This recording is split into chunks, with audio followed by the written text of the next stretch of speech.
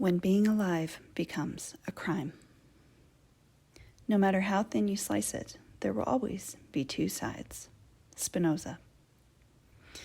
The light recently has been remarkable. Sometimes we get days like that, often during or between bouts of rain. Clouds rumple in a mix of gray-blue, sunlight glancing off odd angles, and the deep pine green sets off against it.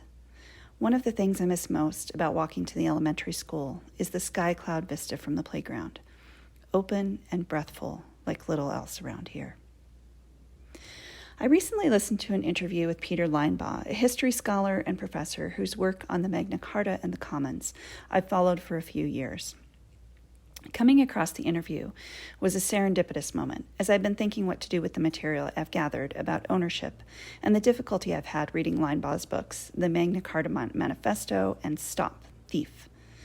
They're extensive, vital works of scholarship on this history, but they're also all over the place, and I kept putting them down because they're hard to follow.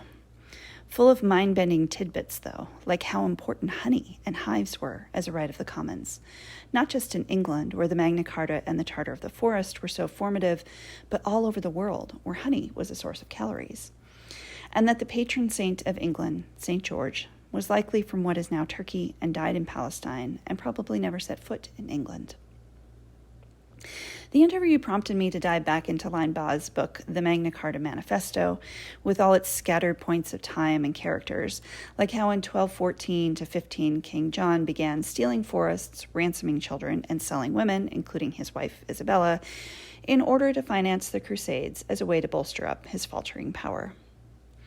In the interview, Linebaugh gave some background to Karl Marx I also hadn't heard before, that some of his economic thinking came from seeing German Rhineland peasants prosecuted for foraging wood for heat. They were prosecuted for stealing because large Prussian timber interests were using that wood for their own profit. Everything old is new again. What do we have a right to? What do we have the right to be protected from? How does power use scarcity to divide people who would otherwise work toward common purpose? It was only with privatization that criminality was created, said Linebaugh.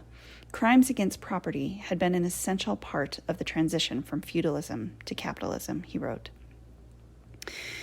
In the Magna Carta Manifesto, he wrote about criminality and the encroachment of property-protecting law into rights of subsistence that had been eroded and reclaimed time and again over the centuries.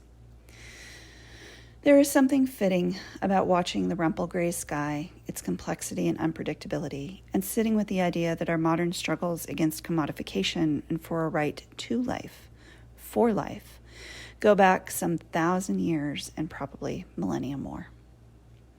As I write these sentences, dark clouds are moving in, and a pheasant is squawking in my neighbor's yard.